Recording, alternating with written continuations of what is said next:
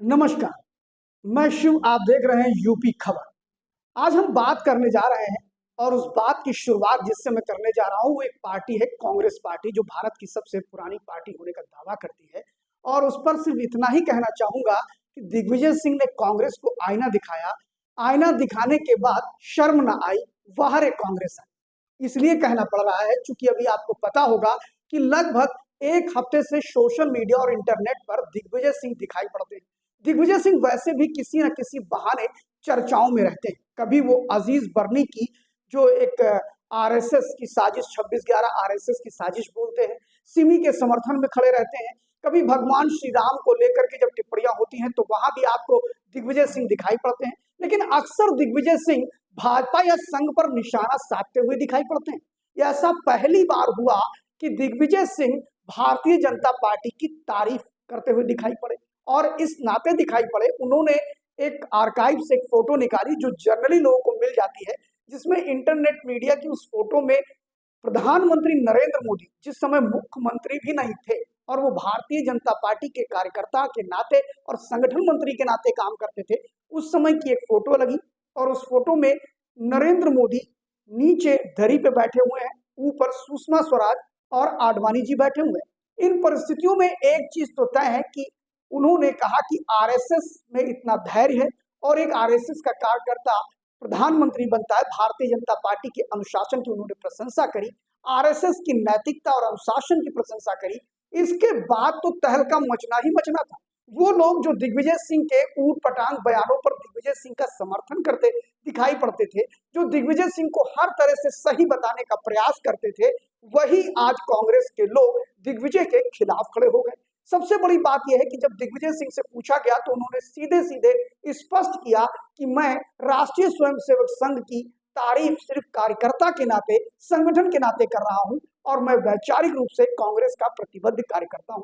इसके बाद तो कांग्रेसियों ने ही उनकी पोल खोलना शुरू कर दी और कहा कि दिग्विजय सिंह तो हिंदू महासभा के नेताओं से इनके कांटेक्ट थे, इनके पिताजी जनसंघ से चुनाव लड़ते थे पर बाबा, और उसके बाद राघवगढ़ का इतिहास बताने लगे। इन सारी परिस्थितियों के बीच में दिग्विजय सिंह पर अब उतने हमले भाजपा के लोग नहीं कर रहे हैं जितने हमले कांग्रेस पार्टी के लोग कर रहे हैं।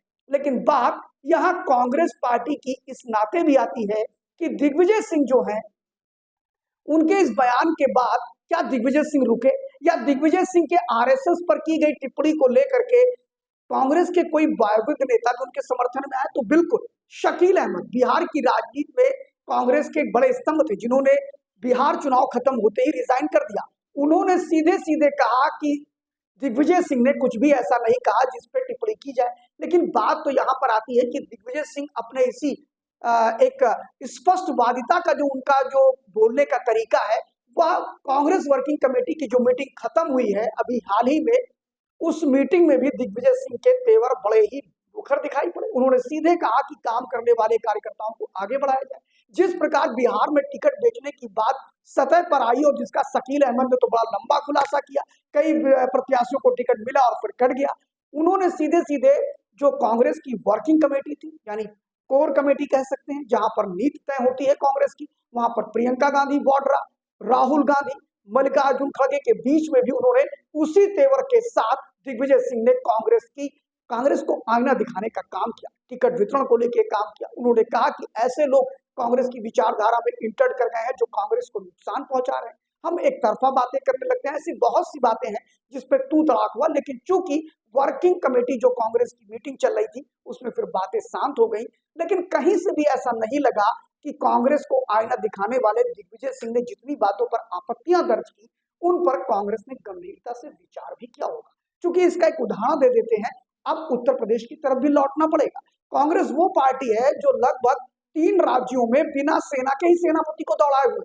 उसमें एक बिहार है जहां वो अभी तक अपने संगठन के पदाधिकारी घोषित नहीं कर पाए। उसके बाद हिमाचल प्रदेश, जहां उनका प्रदेश अध्यक्ष तो है लेकिन उनका प्रदेश अध्यक्ष अभी भी अपनी टीम नहीं खड़ी कर पाया है।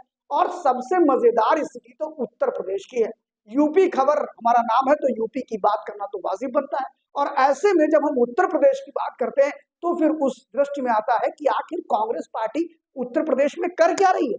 अगर 27 के चुनाव को लेकर के जहां भाजपा और समाजवादी पार्टी, ये दोनों पार्टियां ताल ठोक रही हैं, अपने कार्यक्रम कर रही हैं, एसआईआर पे काम कर रही हैं, अपने संगठन का विस्तार कर रही हैं, बूथ लेवल का मैनेजमेंट कर रही हैं, वहीं पर कांग्रेस पार्टी अभी भी ठंडे में ठंडी ही दिखाई पड़ रही है।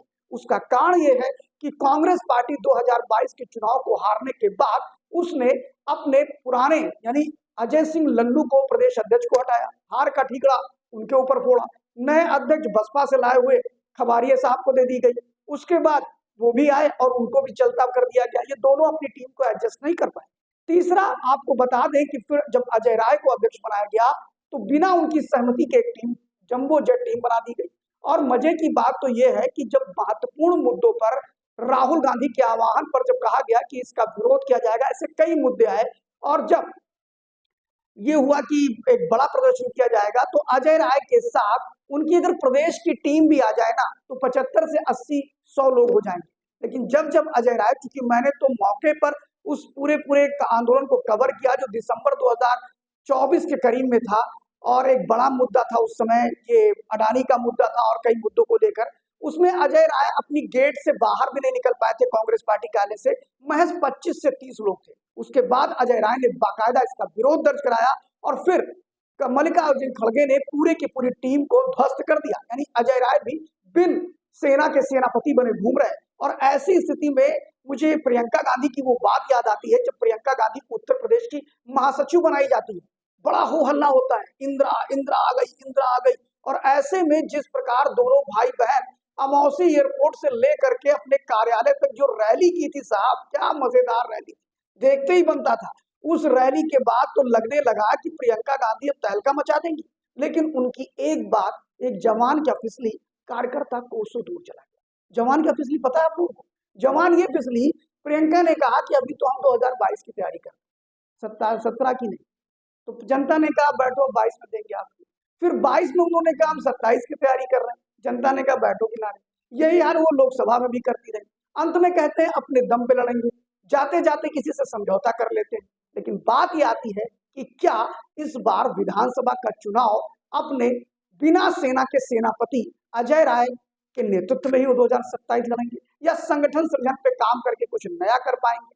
फिलहाल कांग्रेस पार्टी में अभी भी कुछ आमूलचूल परिवर्तन होते दिखाई नहीं पड़ रहा है। और उत्तर प्रदेश में जिस प्रकार की परिस्थितियां पैदा है, अभी एमएलसी के चुनाव 2026 में है और एमएलसी के चुनाव में जिस प्रकार पर्यवेक्षक बनाए हैं, कहीं उसकी स्थिति भी कुछ गड़बड़ ना हो।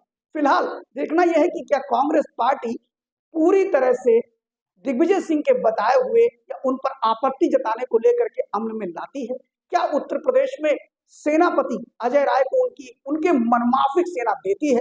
क्या वास्तव में 27 के चुनाव के लिए कांग्रेस गंभीर है? इन तीनों सवालों का जवाब आप कमेंट बॉक्स में जाकर दे सकते हैं। लाइक करिए, सब्सक्राइब करिए। Thank you very much.